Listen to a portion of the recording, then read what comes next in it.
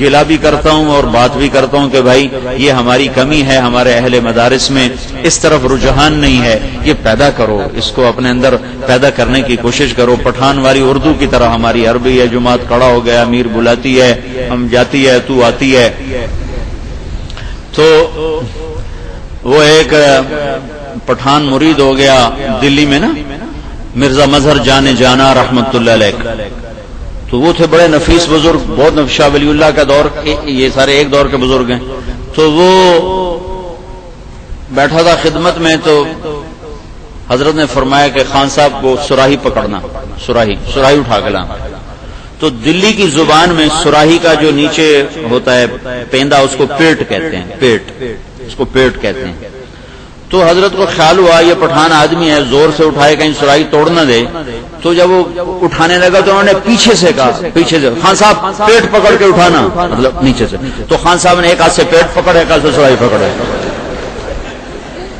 ہماری عربی اتنی کو ہے، اتنی عربی سے قرآن سمجھ میں نہیں آتا۔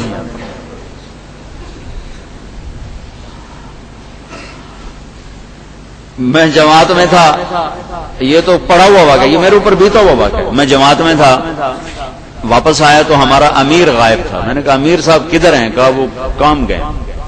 کھانا لگ گیا تو امیر کھانے کھاتے کے دوران آئے اور بڑا افسردہ میرے پاس آ کے بیٹھا، عربوں کی جماعت۔ کہا جی مولوی صاحب میں سارا کوئٹہ چھان مارا، مجھے بطخ کہیں سے نہیں ملے۔ میں نے کہا بطخ کی کیا ضرورت ہے؟ کہ یہ عرب شیخ کہہ رہے تھے کہ روزانہ تم پکاتے ہو یہ گوشت، تو آج بطخ کا گوشت پکاؤ۔ میں نے کہا عربوں نے تو بطخ دیکھی کوئی نہیں ہوتی، تو ان کو کیسے پتا چلا کہ بطخ کا گوشت پکاؤ؟ کہا جی یہ ترجمان نے کہا تھا بھائی شیخ کہہ رہے ہیں بطخ کا گوشت پکاؤ۔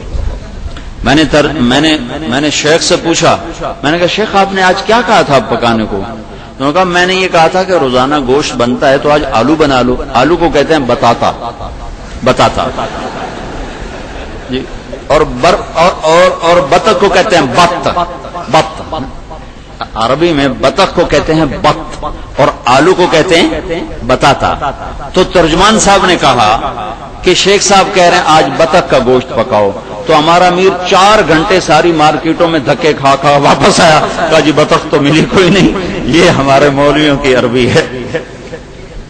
تو اتنی عربی سے تو قرآن سمجھ میں نہیں آتا۔ ہاں قدوری کے مسئلے سمجھ جاؤ وہ بھی نہیں سمجھ میں آتے۔ اصول فقہ خالصاً لغت کا علم ہے، اصول فقہ سمجھ نہیں سکتے لڑکے جب تک ان کو لغت نہ آتی۔ خالصاً لغت کا علم ہے اصول الفقہ۔ تو کچھ ذوق پیدا کرو، کچھ شوق پیدا کرو، آپس میں 4 دیواری میں عربی کی فضا بناؤ، بول چال کی فضا بناؤ، تو انشاءاللہ العزیز سے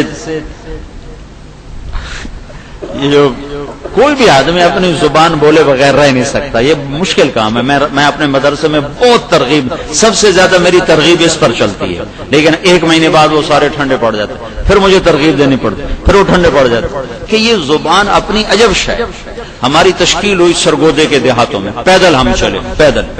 تو مولوی کمال مرحوم تھے میرے ساتھی، سوات کے بڑے خان کے بیٹے تھے، امریکہ میں فوت ہوئے، انگلینڈ میں رہے، پھر امریکہ میں جا کے فوت ہوئے۔ تو ہم پہنچے، بستیوں میں سے گشت کرتے کرتے بھیرا پہنچے، بھیرا ایک شہر۔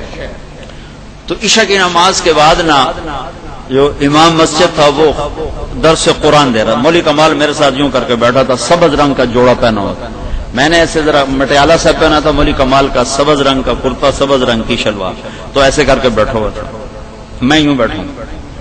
اب اس کو 10 دن میں پشتو بولنے والا ایک بھی نہیں ملا، یہ ذہن میں رہے، 10 دن میں پشتو بول دغا والا ایک نہیں ملا، تو لہذا ان کی زبان بیچاری بل کھا اردو بول پریشان حال تھے۔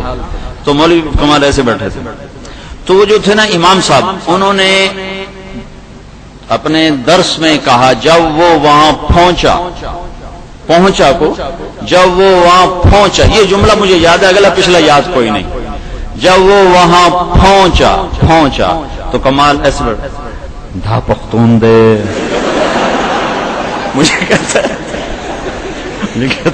دھا پختون دے، میں نے کہا اچھا۔ تو جو ہی درس ختم ہوا، مولوی کمال نے چھلانگ لگائی، تو کہتا تسو پختون دے، کہتا ہاؤ کا نا، دغا دغا دغا